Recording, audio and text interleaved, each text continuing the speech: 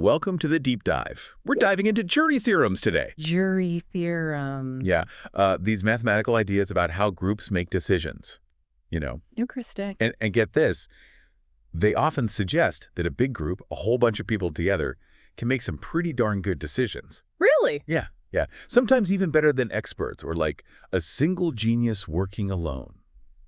Huh. Pretty cool, right? I mean, for our listeners out there, you guys are all about, gaining knowledge quickly and thoroughly. So this deep dive, it's like your express lane to understanding this whole concept. Yeah, and it's really fascinating to me, like from a philosophical perspective, the term jury theorem, right? You hear that and you probably picture like a courtroom, jurors deliberating, all that. Right, yeah. But these principles, Yeah. way broader implications. We're talking any situation where a group of people are trying to make the right call. Could be a scientific panel, could be some financial bigwigs, heck, even voters in an election. Right. The core idea, and this is what we're going to explore, is how these groups can get to the best, most correct decision based on some kind of external standard, some truth or accuracy. It's epistemic, they call it. Exactly. So in this deep dive, we're not just going to lay out the nuts and bolts of these theorems. We're going to be thinking like philosophers here. Oh, interesting. Because these mathematical frameworks, they make us really confront some fundamental questions. Like, what do we assume about how good individuals are at making judgments? How independent are they? And what does correct even mean in these situations? I like So yeah, get ready for some aha moments, because we're going to connect these seemingly abstract theories to real world stuff, to how groups actually make decisions. Yeah, I'm excited. Okay, so let's unpack all this. And to do that, we got to start with a true pioneer, a real trailblazer in this area. All right, so thinking philosophically, where did all this begin? We got to go back, way back to Marie-Jean-Nicolas Descartes, the Marquis de Condorcet. Wow, that's a mouthful. Right. This guy, he was a French Enlightenment thinker, a mathematician, and back in 1785, he laid down the groundwork for what we now call Condorcet's jury theorem. Okay, so picture this, right? Condorcet, he's thinking about this scenario where you've got a group, and they've got to choose between two options, yes or no, like a jury deciding guilty or not guilty, Right. And they're using a majority vote to make that decision. Yeah.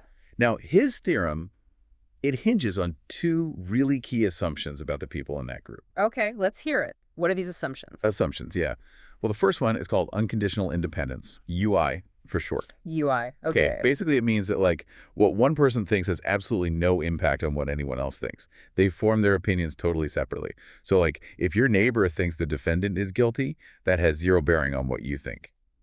Okay, so totally independent judgment. Yeah, totally independent. And the second assumption, this one's called unconditional competence, UC. UC, got it. It means that each person in the group, they've got a better than 50% chance of getting it right, of making the correct judgment. So they're more likely to be right than wrong. Right, more likely to be right than wrong. And importantly, this probability of being right, their competence, it's the same for everyone. Okay, so everyone's equally good at making the judgment, on average. Exactly. Interesting. So with those two assumptions in place, what did Condorcet figure out? Well, based on these two assumptions, he reached some really, mind-blowing conclusions. Mind-blowing. All right, lay them on me. First off, he showed that the chances of the group as a whole getting it right through that majority vote, it actually goes up as the group gets bigger. Wait, so the more people you add, the more likely they are to be right? Yep, exactly. Huh. That's kind of counterintuitive, isn't it? You'd think more people, more opinions, more chances for things to get messy. Right. But here's the thing. Think about it. Even if each person is only slightly more likely to be right than wrong, if you put enough of them together, boom, you're pretty much guaranteed to get the right answer. It's like this collective wisdom emerging from the group. So it's like each individual is adding a little bit of signal, a little bit of truth, and the group as a whole amplifies that signal. Exactly. And Condorcet, he also found that as the group size gets bigger and bigger, theoretically infinitely big, the probability of them making the right call, it gets closer and closer to 100%. They call it asymptotic infallibility. Asymptotic infallibility. So basically, with a huge enough group, you're practically guaranteed to be right. Yeah, that's the idea. Okay, I'm starting to see the power of this. It's pretty amazing, right? And the source we're using for this deep dive, it actually has this cool figure 1, that shows this visually. Oh, cool. Yeah, you can see how even if individuals are only slightly more likely to be right than wrong as you add more people, the chances of the group getting it right, it just shoots up.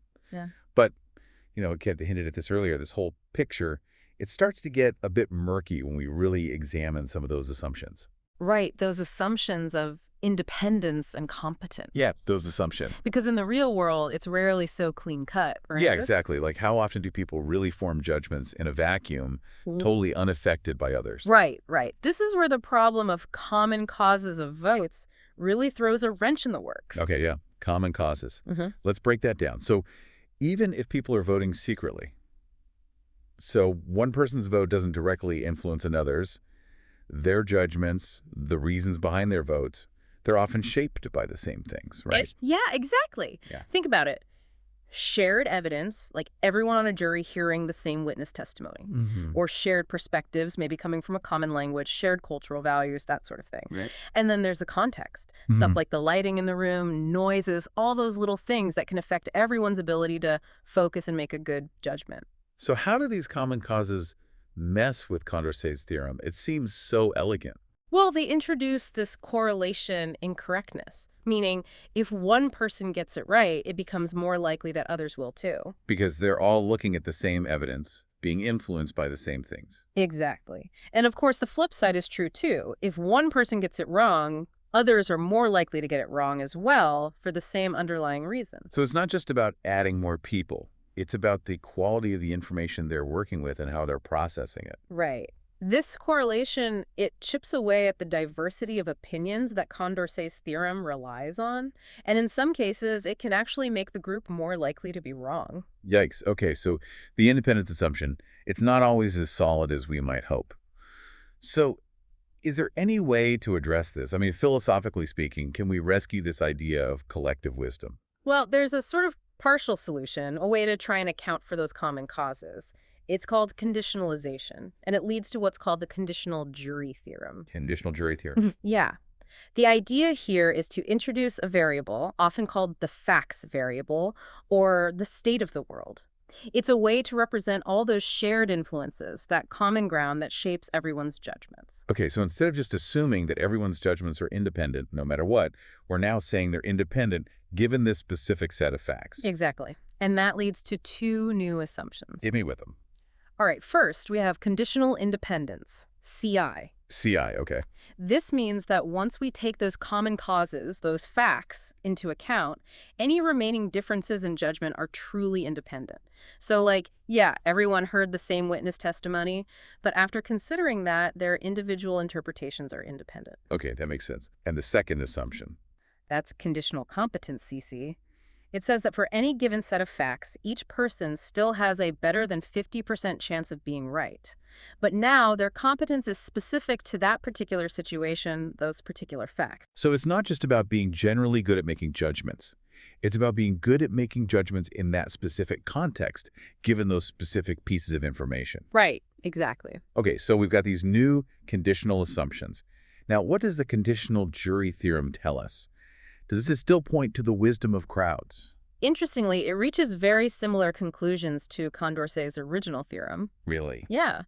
As the group size increases, the probability of the majority being correct still goes up. And as a group gets infinitely large, that probability still approaches 100%, suggesting asymptotic infallibility. So, even with those common causes, even with that correlation in judgments, we can still see the wisdom of crowds emerging. In theory, yes. But there's a catch. Always a catch. Our source points out a fundamental tension between independence and competence. And this is where things get really philosophically tricky. Okay, break it down for us. What's this tension all about? It boils down to what we need to include in that facts variable. For conditional independence to really hold up, that variable needs to be super comprehensive. It has to encompass every single common cause that could possibly influence people's judgments. Because if we miss something, then even given those facts, there could still be some hidden dependencies lurking. Exactly. But here's the problem. The more we stuff into that facts variable, the less plausible conditional competence becomes. Wait, why is that? Because if we're conditioning on a really specific, really detailed set of facts, there might be some scenarios where individuals are actually less likely to be right. Okay, give us an example. Help us wrap our heads around this. Sure. Imagine like a really complex scientific problem. Tons of data, complicated experimental setup, the whole shebang. If our facts variable includes every single data point, every little detail of the experiment, it's possible that some specific combination of those details makes things super confusing, even for experts. So their chances of correctly interpreting that specific data in that specific context, it could actually drop below 50%. Exactly. So we've got this dilemma. To ensure independence, we need a lot of facts.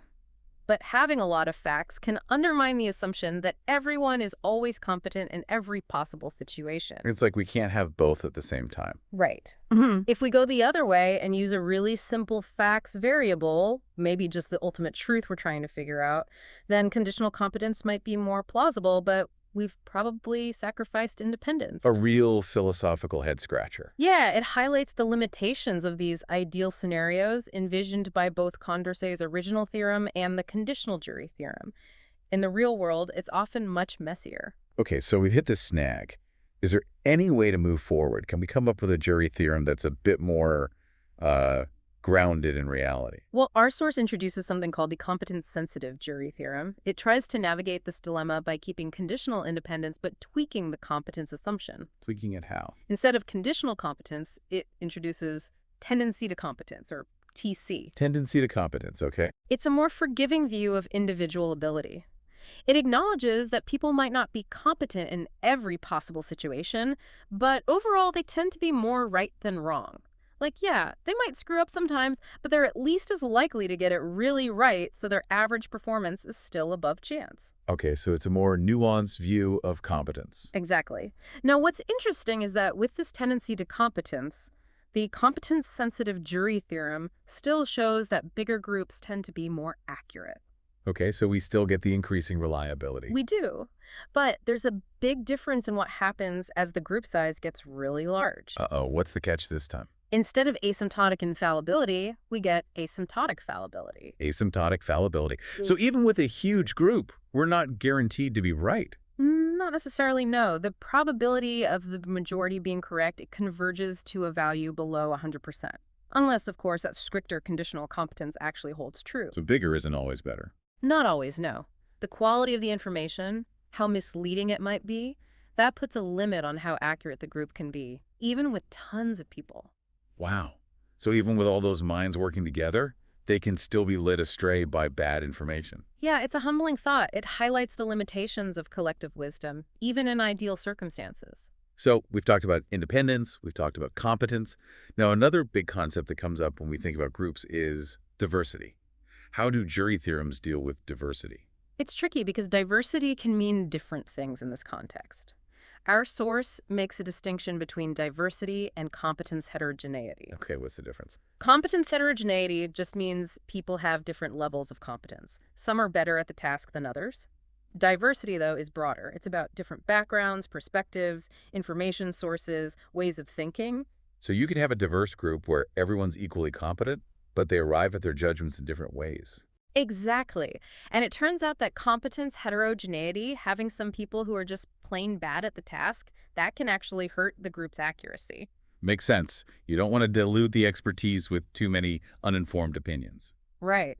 So how does diversity, in the sense of different perspectives, relate to jury theorems? Well, it's closely tied to independence. A more diverse group, where people are drawing on different information and thinking in different ways, is more likely to have independent judgments. So Condorcet's original theorem, with its assumption of unconditional independence, it kind of implicitly assumes a diverse group. It does. And the conditional and competence-sensitive jury theorems, they allow for different levels of diversity because they work with conditional independence. They acknowledge that there might be some correlation in judgments because of shared information, but they still allow for independence beyond those shared influences. Exactly. But here's a crucial point. Diversity in backgrounds, different perspectives, that's not the same as everyone being good at the task. You can have a diverse group where everyone is equally bad at making the judgment. Diversity alone isn't the magic bullet. Right. It's about having diversity and competence. Now, our source also mentions deliberation. How does that factor into all this? It seems like it could both reduce independence by introducing shared information, but also potentially boost competence by giving people more to think about. It's a double-edged sword. When people deliberate, they share information and reasoning, which can lead to a convergence of opinions and less independence. So they might start thinking more like. Exactly. But deliberation can also expose people to new perspectives and information they hadn't considered before, which could make them more competent, better able to make the right judgment. So it's a balancing act. It is. It's a really complex interplay of factors. Okay, this is all incredibly thought-provoking.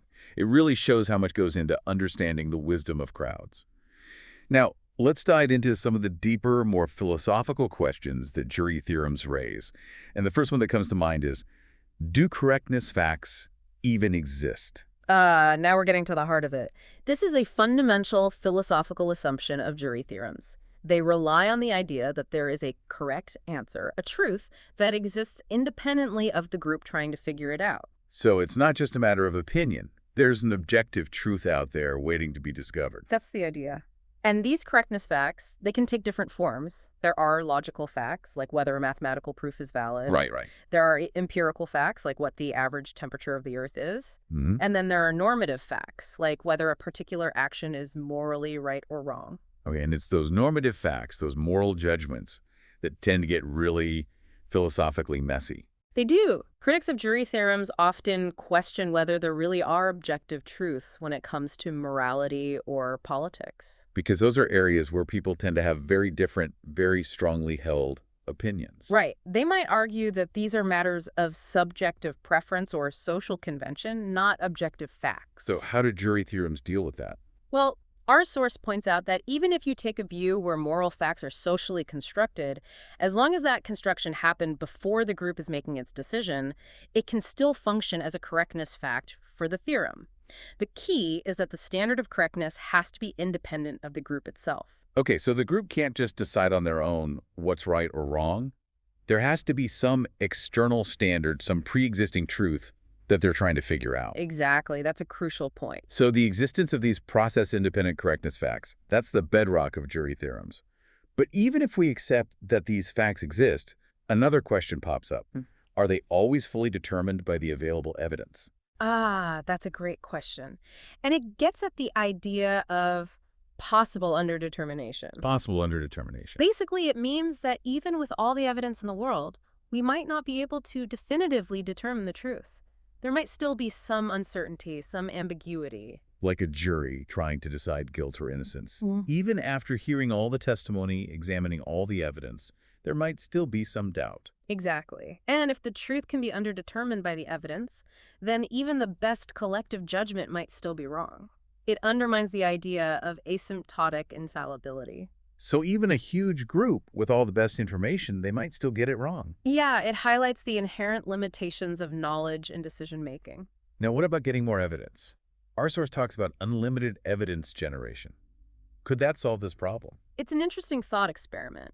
Imagine each person in the group could access their own private, independent pieces of information that are all relevant to the decision. Like scientists conducting their own separate experiments. Exactly. And let's assume this information is always truth-conducive, meaning it makes the correct answer more likely. Okay. Under those assumptions, if you keep adding more people to the group, you're essentially adding more and more independent pieces of evidence. And in that case, asymptotic infallibility might actually be possible. So with enough independent evidence, you could theoretically eliminate the uncertainty. In theory, yes, but the catch is those assumptions. In reality, information is often shared, not private. And the total amount of relevant information might be limited. Right, you can't just create new evidence out of thin air. Exactly. So while unlimited evidence generation is an interesting idea, it doesn't really reflect most real-world situations. Okay, another interesting problem our source brings up is the problem of incredible truths. What's that all about? It has to do with how specific the correct answer is. Some truths are very precise, very specific, and therefore less likely to be true. Like, knowing that global temperatures will rise is one thing. Knowing they'll rise by exactly 2.3 degrees is much harder. Okay, so the more specific the truth, the harder it is to get right. Exactly. And this can be a problem for jury theorems, especially the conditional jury theorem, because if the correct answer is highly specific, it can be really difficult for individuals to get it right, even if they have good information.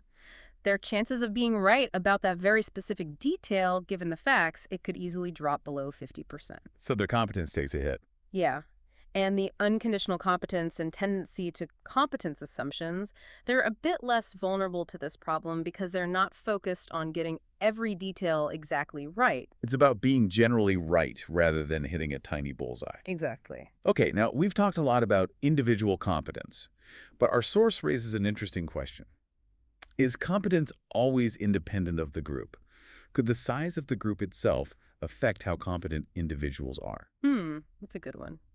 It gets into the dynamics of group decision making, the way people deliberate, the way they interact. That can change as the group grows. A small group might have really in-depth discussions. A huge group, not so much. So the quality of the deliberation could affect how well individuals can process information and form their judgments. Right. And there's also the social psychology aspect. In a large group where people feel more anonymous, they might feel less responsible for the outcome and put in less effort. So their motivation could take a hit. Yeah. But on the flip side, a larger group could bring more diverse perspectives to the table, which could actually boost individual understanding and competence. So it's a trade-off. More people, more potential for diverse perspectives, but also potential for less effective deliberation and lower individual motivation. Exactly. It's a complex interplay of factors. Okay, final philosophical head-scratcher from our source. Epistemic strategic voting. What is that? Buckle up. This is a weird one. It's where game theory meets epistemology. Basically, it's the idea that people might vote against their own beliefs to try and influence the outcome in a way they think will lead to the truth. Huh. Why would anyone do that? The classic example is a jury. Imagine a juror thinks the defendant is guilty, but they also think the rest of the jury is leaning towards acquittal. Okay. So they reason that if they vote guilty, it'll probably lead to a hung jury, no decision. But if they vote not guilty, even though they don't believe it, it might sway the majority towards acquittal, which they think is slightly more likely to be the correct outcome overall. So they're trying to game the system to get to the truth, even if it means voting against their own judgment. Exactly. It's a really counterintuitive idea. It is. But our source points out that this kind of strategic voting, it's probably not that common in real life. People are often limited in their ability to reason strategically, and they might have other motivations for voting beyond just getting to the truth. Right, like expressing their values, making a statement, that sort of thing. So while epistemic strategic voting is an interesting idea, it's probably not something we see all the time. Probably not. Okay, wow, we've covered a ton of ground in this deep dive into jury theorems. It's been a wild ride. It has. From those early optimistic ideas about infallibility to those more nuanced models that acknowledge the limits of collective wisdom, it's a fascinating field. So what are the big takeaways here? What have we learned about the wisdom of crowds? Well, we've seen that it's not a guaranteed thing. It depends on a lot of factors like independence, competence, the quality of the information, and the way the group interacts. And we've also seen that even with huge groups, even with the best intentions, there's always the possibility of getting it wrong. Right. It's a humbling reminder that collective wisdom, while powerful, isn't infallible. So a final thought for our listeners. Given all these insights, how do you think they apply to the real world?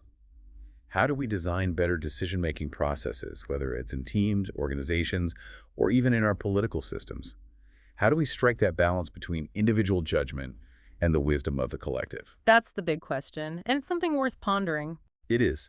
And if you're interested in digging deeper into all this, our source, the Stanford Encyclopedia of Philosophy Entry on Jury Theorems, is a great place to start. It's got all the details, all the mathematical and philosophical nuances. Definitely worth a read. Thanks for joining us for this deep dive. It's been a pleasure exploring these ideas with you. Me too. Always a good time. Until next time. See you then.